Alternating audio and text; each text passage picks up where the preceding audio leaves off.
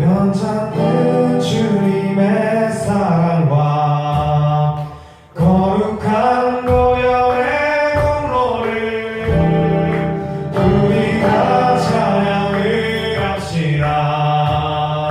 주님을 만나볼 때까지 예수는 우리를 예쁘게 하신 주시니 그의 피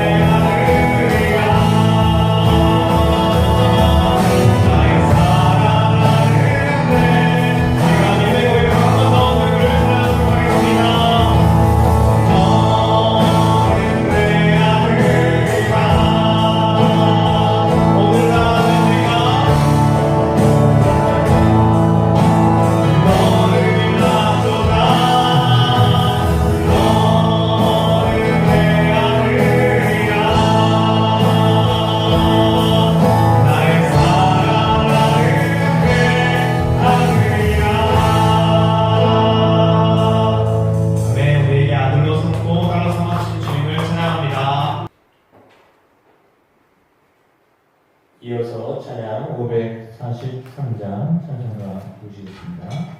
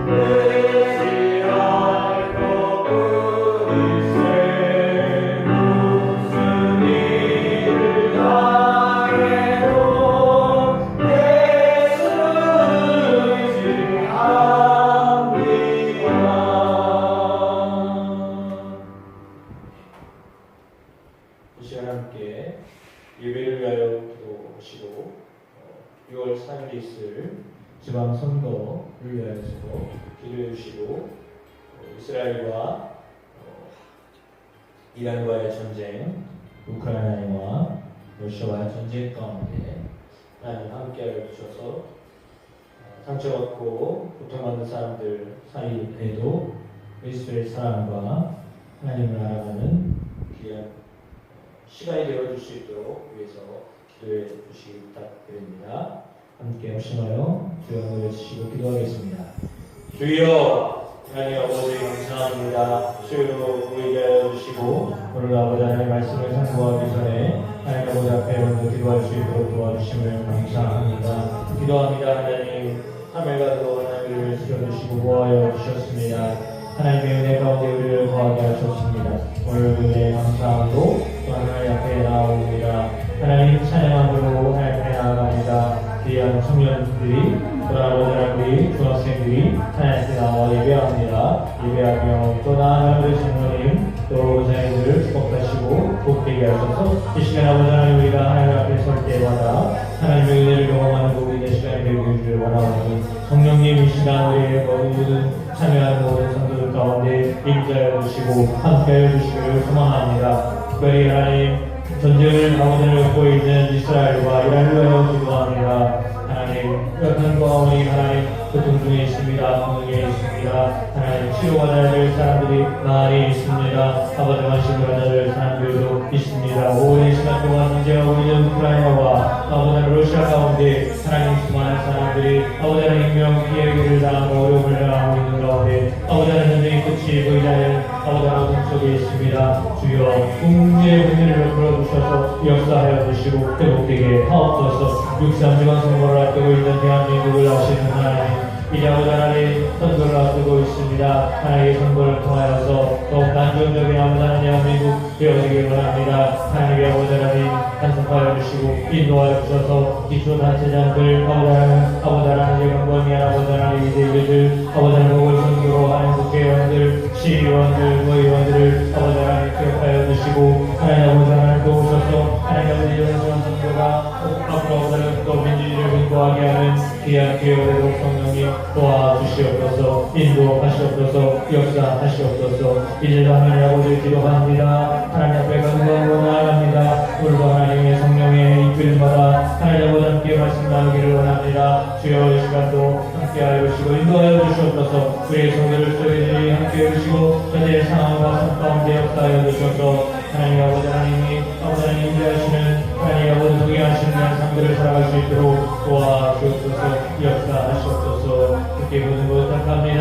하나님께서 아버지 하나님 시간 홀로 영광 받으시며 우리 가운데 말씀으로 함께해 주시옵소서. 인도하옵소서. 예수 그리스도의 이름으로 기도합니다. 아멘.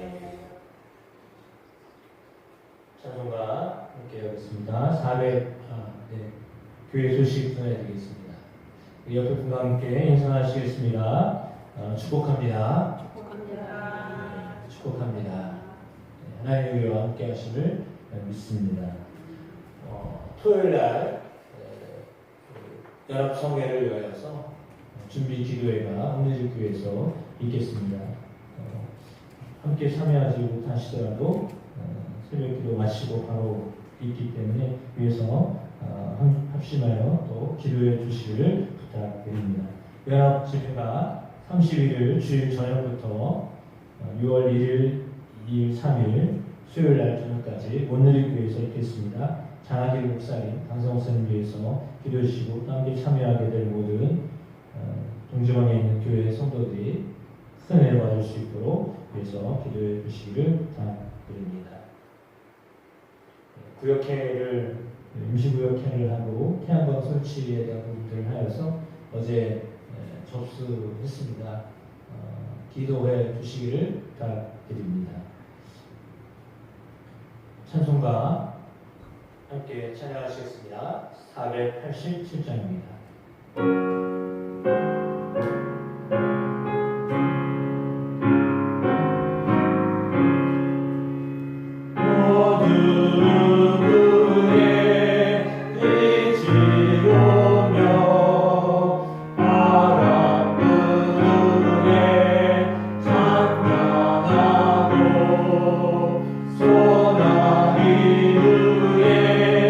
햇빛 나며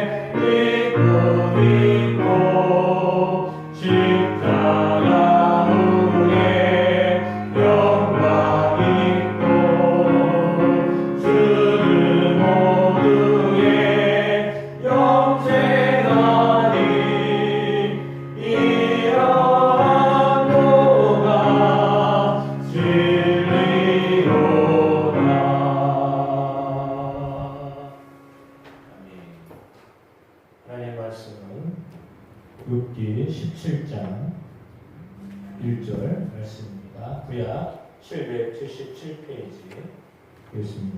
욥기 17장 1절로 16절까지 말씀을 교독하시겠습니다.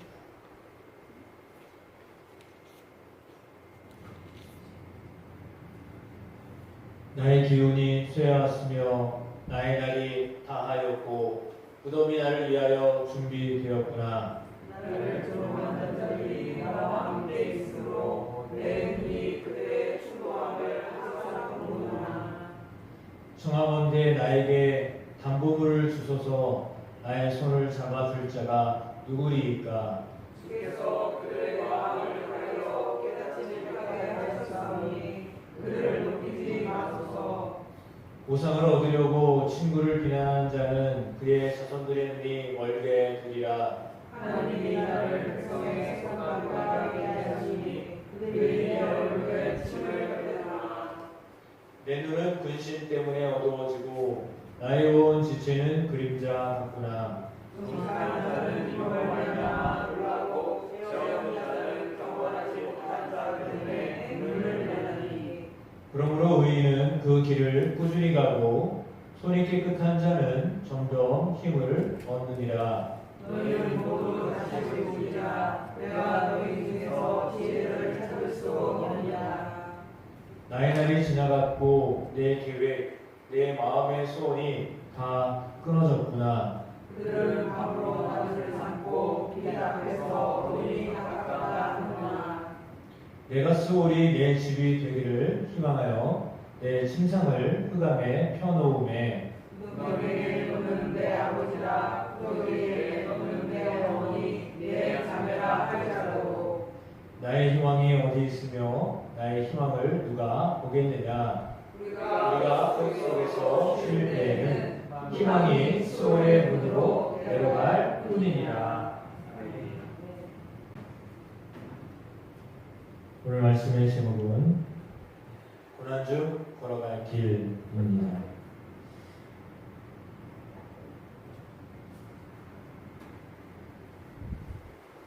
욥이 친구들과 함께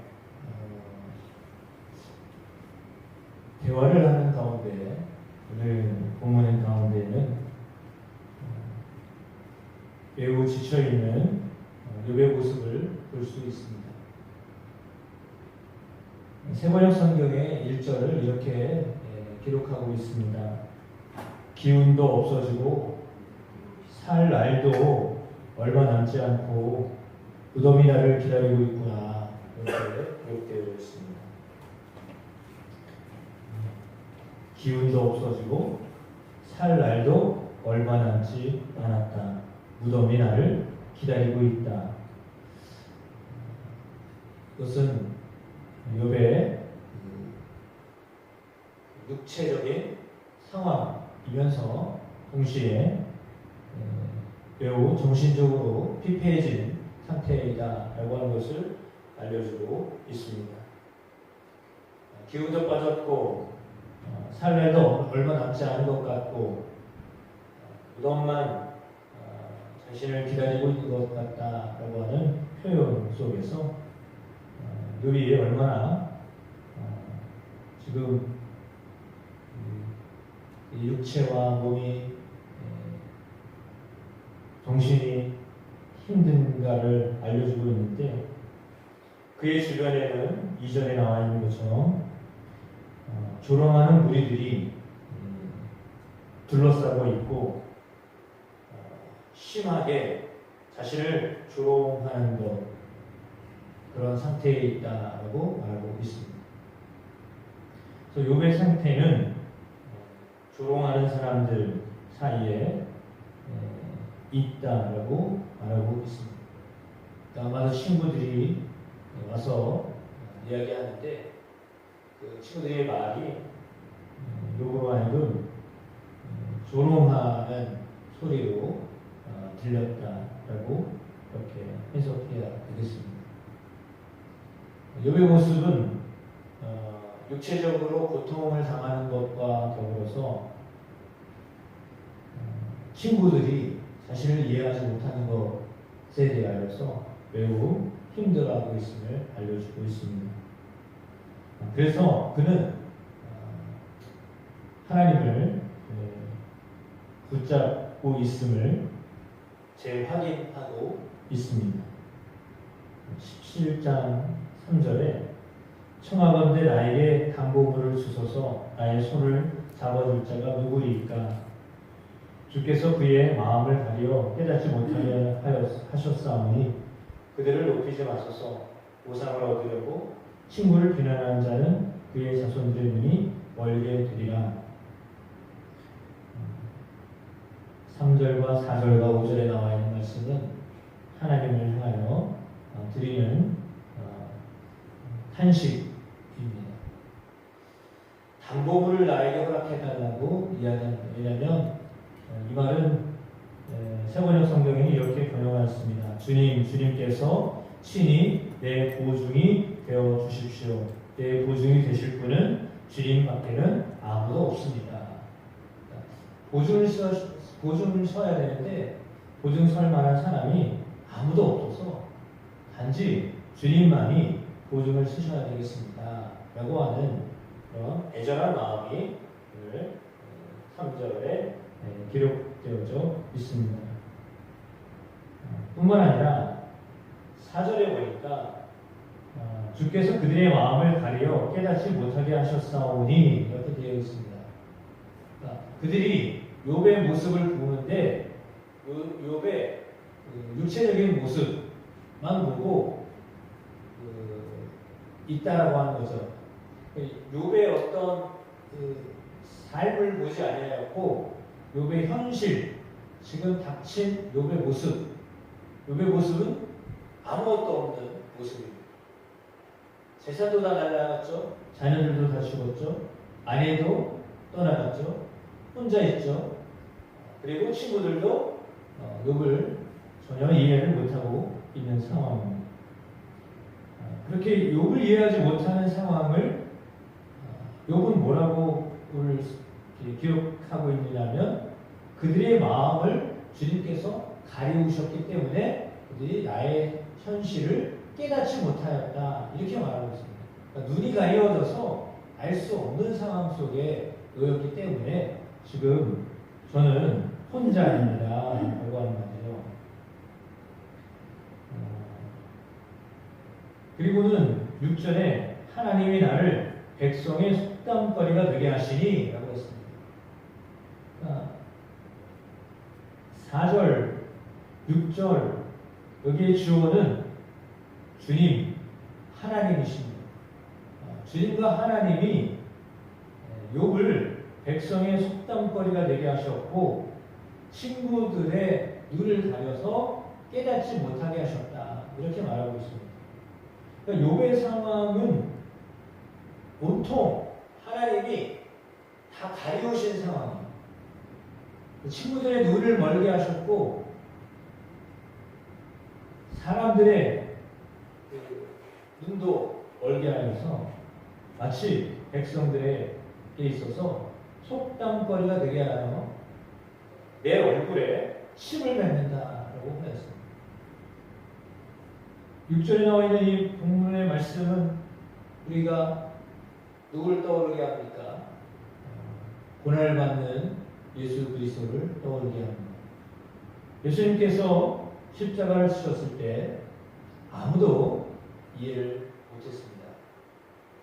예수님이 십자가 지신다고 하니까 제자들도 말렸습니다. 그런데 예수님을 말렸어도 예수님 막상 십자가 지시니까 예수님이 왜 십자가를 지셔야 되는지에 대하여서 깨닫지 못했습니다. 그것은 오늘 본문에 나와 있는 욥의 친구들의 눈을 가리어서 욥이 고난 속에 계속 있도록 하셨던 것과 동일한 어떤 모습이다라고 볼 수 있습니다. 그러니까 예수님이 제자들에게도 이해를 받지 못했고 가족들도 이해하지 못하는 상황 속에서 하나님의 뜻을 이루기 위하여 십자가를 지셨는데 오늘 그 상황은 마치 오늘 욥의 상황과 너무 비슷한 모습을 보여주고 있습니다. 말씀을 참고하면서 떠오르는 장면이 있습니다. 그것은 구약 시대에 감옥에 갔었던 사람들 내지 사자, 불에 들어갔던 사람들입니다. 우리가 알고 있는 다니엘의 친구들, 하나님을 잘 믿었기 때문에 하나님을 잘 믿어서 그들이 풀무불에 들어가기도 했습니다. 하나님 잘 믿었으면 높임을 받아야 되는데 높임을 받은 것이 아니라 오히려 사람들에게 있어서 손가락질 당하는 그런 모습으로 나락으로 완전히 추락했습니다. 더군다나 불길 가운데 들어갔다라고 하는 것은 그들이 이제 아예 죽음 속에 들어갔다라고 하는 것을 말해주고 있습니다. 그렇다면 하나님을 잘 믿었는데 그 결과가 뭐라고요? 고난이요, 죽음이었습니다. 저는 그런 상황들은 이 다니엘과 다니엘 세 친구들뿐만이 아니었습니다. 잘 알고 있는 것처럼 다윗의 모습을 생각할 때 다윗 하나님의 감동을 받아서 아무도 나서지 못한 골리앗 앞에서 만군의 여호와의 이름으로 나갔습니다. 그런데 골리앗이 쓰러졌는데 그리고 승리를 거머쥐었는데 그 일이 다윗에게는 화가 됐습니다. 그래서 사울 왕이 그 다윗을 매우 힘들게 했습니다. 어렵게 했습니다. 그 상황을 보면 이해가 되지 않습니다. 왜냐하면 만군의 여호와의 이름을 위하여 살았는데 결과는 도망자 신세가 되었기 때문입니다. 그렇다면 하나님은 왜 그렇게 다니엘처럼 그리고 다윗처럼 신약에는 바울처럼 바울은 다메섹 도상에서 예수님을 만났습니다. 예수님이 바울을 향하여서 만나셨을 때 바울에게 예수님이 스스로 누구라고 말씀하셨나요? 나는 영광을 받은 예수다. 이렇게 말하지 않았어요. 내가 핍박하는 예수다. 이렇게 말씀하셨어요. 네가 핍박하는 예수가 나이다라고 예수님을 스스로 그렇게 계시하셨습니다. 그렇다면 예수님은 어떤 분이냐? 핍박을 받은 분이다. 하나님을 잘 믿었던 이스라엘의 사람들 치고 죽음을 앞두고 있거나 고난을 당하지 않은 사람들이 거의 없습니다. 예레미야 선지자 말씀을 전하다가 무덤에 갇혀서 그런 상황에 빠지기도 했습니다. 올바른 일을 하고 있음에도 불구하고 사람들은 이해를 못합니다. 납득이 안 되는 상황 속에 놓였다고 하여서 사람들은 현실적으로 판단하기가 쉽습니다. 그렇다면 상황 속에 있는 사람, 어떤 상황이요? 육체적인 상황, 현실적인 상황을 보고 판단하는 사람들은 하나님을 믿는데 왜 이렇게 고난 가운데 있어야 되냐? 왜 이렇게 어려운 가운데 있어야 되냐? 왜 이렇게 죽어야 하느냐라고 그렇게 따져 물을 수 있습니다. 이해가 되지 않기 때문에 그러니까 하나님의 사람들을 인도하심에 있어서 그 인도하신 과정 속에 어떤 이런 오늘 말씀의 제목처럼 고난이 있는데 그 고난에 대해서 사람들은 알지 못해요. 왜냐하면 그 눈이 가려졌기 때문에 알 수가 없어요. 그러니까 하나님의 사람들이 하나님의 사람으로 삶을 살아감에도 불구하고 영광된 자리에 있지 아니하고 오히려 고난과 순교와 죽음 가운데 놓여 있는 모습들을 많이 보게 되는데 그 모습을 세상의 사람들은 그리고 믿음의 사람들이라고 하는 사람들도 이해를 하지 못할 때가 있다라고 하는 것입니다.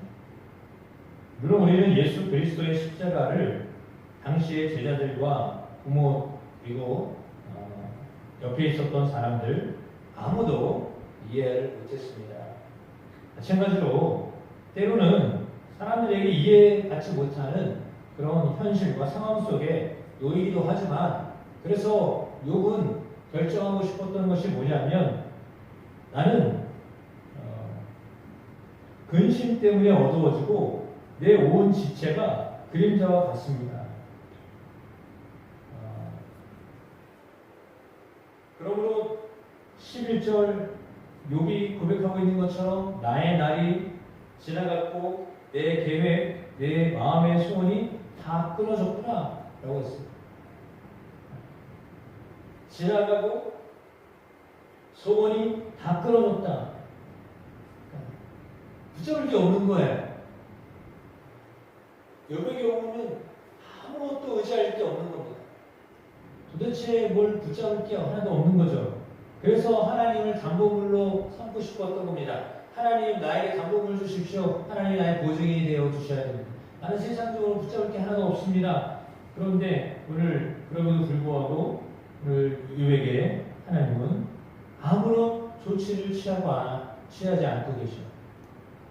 난 당신밖에 없습니다라고 말했는데 하나님은 그런 욥에게 너무 하시는 것처럼 보여집니다. 변화가 하나도 없습니다. 그러므로 그는 하나님 앞에 내가 수월이 내 집이 되기를 희망하여서 내 침상을 흑암에 펴놓았습니다. 내가 가야 할 길 이제는 죽음밖에 없는 것 같습니다. 무덤이 나의 아버지이고 구덩이는 나의 어머니이며 나의 자매라 할지라도 내 희망은 어디에도 없습니다. 내 희망을 누가 볼 수 있겠습니까? 16절에도 내가 흙 속에서 쉴 때에는 이제 죽어 흙으로 돌아간 걸 이해하겠죠. 희망이 수월의 문에 내려갈 뿐입니다. 욥이 희망에 대해서 13절 말씀부터 계속 이야기하거든요. 13절에도 희망을 이야기하고요. 15절에는 두 번을 이야기하고요. 16절에도 희망을 이야기합니다. 희망을 계속 이야기하고 있는데 그러나 현실은 뭐라는 거예요? 죽음을 앞두고 있다는 거예요. 희망을 꿈꾸나 삶의 현실은 죽음과 같다. 아무것도 할 수 없는 상황 속에 놓여 있는 것과 같다라고 그렇게 자신의 모습들을 그렇게 토로하고 있는 거죠. 그러면 욥의 상태가 욥의 현실이 이렇게 사람들에게도 이해받지 못하고 하나님도 전혀 욥을 향해서 아무런 조치를 취하지 않는 것처럼 느껴지는 이 막막한 가운데 있을 때 과연 욥은 어떻게 하였는가 라고 하는 것입니다. 아무런 반응이 없습니다. 그 반응이 없는 상황에서 과연 욥은 끊임없이 어떻게 하고 있는가. 이것은 중간에 나와 있듯이 하나님을 의뢰할 수밖에 없는 상황이었다라고 하는 것입니다. 그렇습니다. 우리가 고난 중에 걸어갈 길이 있습니다. 그것은 욥의 고백처럼 오직 하나님이 나를 구원하실 분이십니다. 나를 기억하실 분이 오직 하나님밖에는 없습니다. 라고 하는 그 희망이죠. 그 희망을 살아가는 것입니다. 그러니까 현실의 희망은 사실은 절망입니다. 희망을 꿈꾸지만 상황은 절망입니다. 그 절망 가운데에도 희망을 삼는 것은 실상 하나님을 희망으로 삼았던 것입니다. 그러니까 하나님이 희망으로 계시기 때문에 상황은 절망이지만 상황은 고난이지만 세상의 현실 가운데는 희망은 안 보여도 오직 여호와께 주님께 소망을 걸고 나아가겠습니다 라고 하는 그 믿음의 고백이 오늘 욥의 고백입니다. 이 고백이 저와 여러분의 고백이 이루어지기를 축복합니다. 그래서 하나님이 우리가 고난 속에 있을 때 예수님이 십자가를 지시고 실제로 죽으셨을 때 하나님이 예수 그리스도와 함께 하셨음을 우리가 기억해야 합니다. 죽음의 현장 가운데에도 통목불 가운데에도 함께 하셨던 하나님, 바울처럼 수많은 고난을 당하고 어려움을 당하고 참수를 당하는 상황에서도 하나님이 그에게 있어서 유일한 소망이셨습니다. 그리하여 그 고난, 그 죽음을 맞이하면서도 그렇게 그곳에서 절망하지 않았던 것이다 라고 볼 수 있습니다. 저와 여러분 가운데 참으로 하나님이 우리 가운데 소망을 불어 넣어주시는 분이시고 실제로 소망이 되신다는 사실을 망각하지 아니하고 살아가는 은혜가 성령 안에서 여러분 가운데 있게 되시기를 주의 이름으로 축복합니다. 그래서 성령님은 우리 안에 소망을 불어넣어 주십니다. 어떤 상황에도 소망이 있다라고 하는 것을 알려주십니다. 왜냐하면 고난을 통과하지 않은 사람, 십자가를 통과하지 않은 사람은 영광이 어떤 것인지를 알 수 없습니다. 학생들이 자리 없지만 학생이나 누구나 다 마찬가지입니다. 실패를 경험하지 않은 사람은 성공할 수가 없습니다. 실패의 결과물이 성공입니다. 수많은 실패를 경험한 사람이 성공하게 되어 있는 겁니다. 실패 경험하지 않은 사람이 절대 성공할 수 없습니다. 그냥 성공만 하다가 성공하는 사람은 없습니다. 숱한 실패 끝에 성공이 오는 겁니다.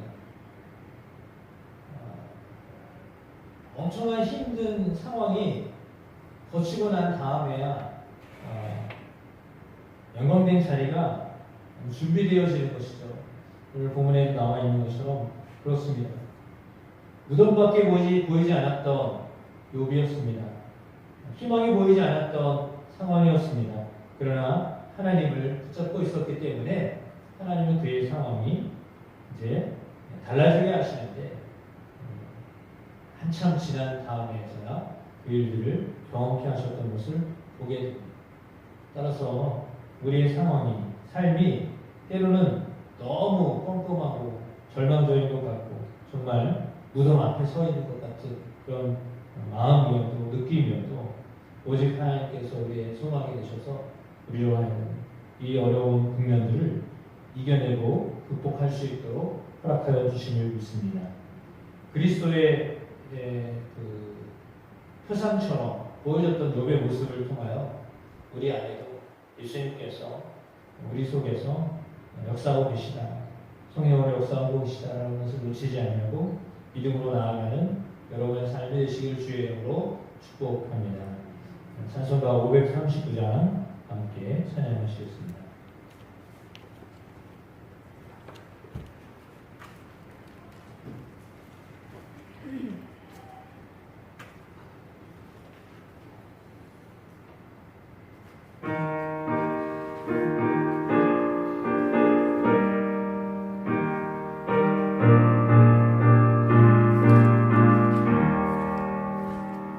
너 예수께 조용히 가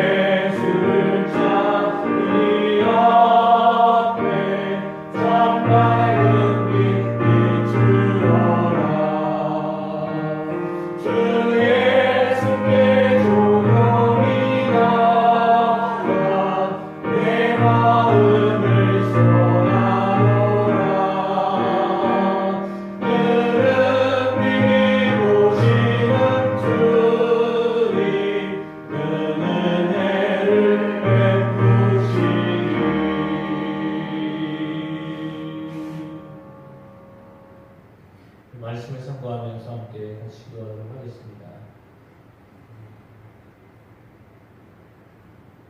이렇게 기도하면 좋겠습니다. 그리스도의 십자가 외에는 답이 없습니다. 하나님의 아들이셨는데 십자가를 지셨고 고난을 당하셨고 실제로 죽으셨습니다. 하나님의 아들이신데 하나님의 아들로서 영광된 자리가 이 땅에서의 마지막 모습이 아니셨습니다. 예수님의 모습이 마지막 모습이 아주 찬란한 육체를 가지고 있었던 그 당시에 가장 찬란하고 멋있었던 모습이 아니라 가장 비참하고 처절한 모습이셨습니다.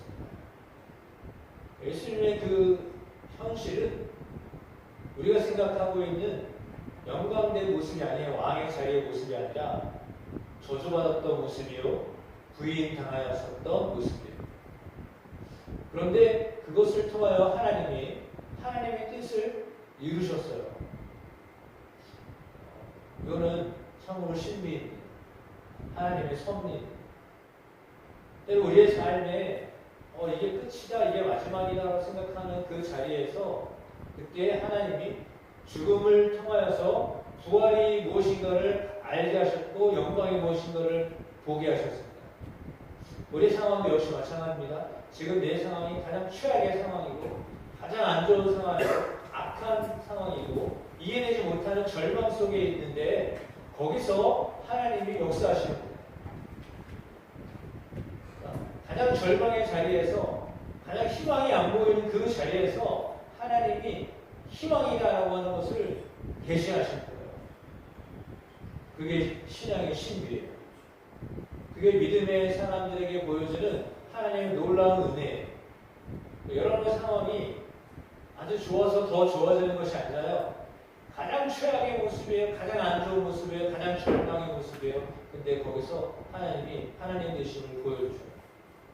그게 은혜예요. 그 은혜가 여러분 가운데 있게 하실 줄로 믿습니다. 그걸 붙드셔야 됩니다. 그 하나님을, 그 소망의 하나님을 붙드셔야 됩니다. 그러면 내 상황이 지금 가장 처절한 상황이어도 하나님이 역사하시는 자리가 됩니다. 그런 은혜들을 경험하는 그 자리가 사실은 복음의 자리요, 그 자리가 사실은 우리의 사명의 자리입니다. 그 자리에서 하나님이 역사하십니다. 그 자리를 피하지 않는 것입니다. 하나님의 사람은요, 그 죽음의 자리, 그 고난의 자리를 피하지 않는 겁니다. 그럴 때 하나님이 거기서 역사하십니다. 그거를 인내해내고 감당해낼 수 있는 우리가 될 수 있도록 도와주십시오. 성령이 우리를 도와주십시오. 이렇게 기도하며 나아가는 시간 되었으면 좋겠습니다. 주의 먼저 해주시고 기도하겠습니다. 주여, 그렇습니다. 하나님 아버지, 욥의 모습을 보라고 바라보면서 예수님의 십자가를 떠올리게 하셨고 고난받았던 다니엘과 세 친구들 다윗을 떠오르게 하셨습니다.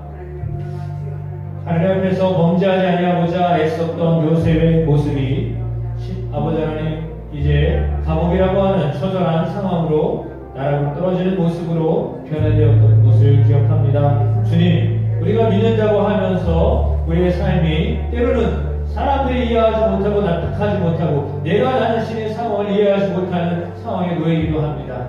내가 믿음으로 살고자 하고 하나님을 의뢰하며 살고자 하는데 내 상황은 전혀 반대의 모습처럼 보여줄 수 있습니다. 예수님이 영광을 받으실 왕자의 자리를 박차시고 저주받은 십자가의 자리에 있게 하셔서 그곳에서 가장 높은 곳에서 저주받은 자의 모습으로 계셨던 것을 생각하며 바울이 그냥 편안한 자리가 아니라 고난의 자리를 찾아가며 유대인들에게 때로는 이방인들에게 때로는 권세자들에게 핍박받고 고난을 당하고 어려움을 당하였습니다. 그래야 그곳에서 과연 하나님이 그를 사랑하시는가 그를 돌보고 계신가 이해되지 않는 상황이었으나 그러나 그럼에도 불구하고 하나님이 그들과 함께 하셨습니다. 주님과 함께 하셨습니다. 지금 욥과 함께 하십니다. 그리고 동일하게 나와 함께 하심을 믿습니다.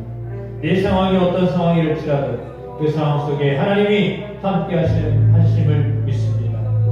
그 상황 속에 역사하시는 하나님을 저버리지 아니하고 하나님을 소망으로 삼고 살아갈 때 하나님이 복음의 자리, 사명의 자리 우리가 감당해야 될 그 자리에서 마땅히 감당할 수 있는 저희들이 될 수 있도록 도와주심을 믿사오니 주님 그 믿음으로 승리하는 그 소망으로 살아가는 저희 모든 성도들이 되게 하여 주옵소서.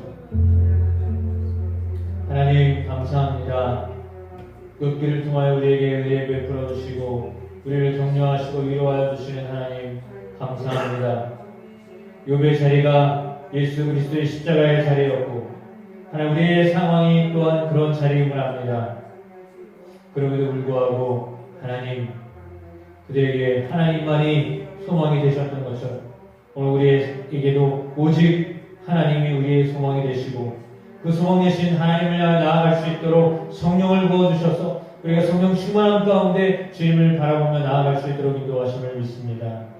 오늘 주의 사랑하는 성도들이 예배하며 말씀을 듣고 하나님 앞에 섭니다. 성령 충만하여 고난의 자리, 남들이 이해하지 못하는 그 자리에서 승리하는 자들로 남게 하옵소서. 하나님의 뜻을 이루는 자들로 살아가게 하여 주시옵소서.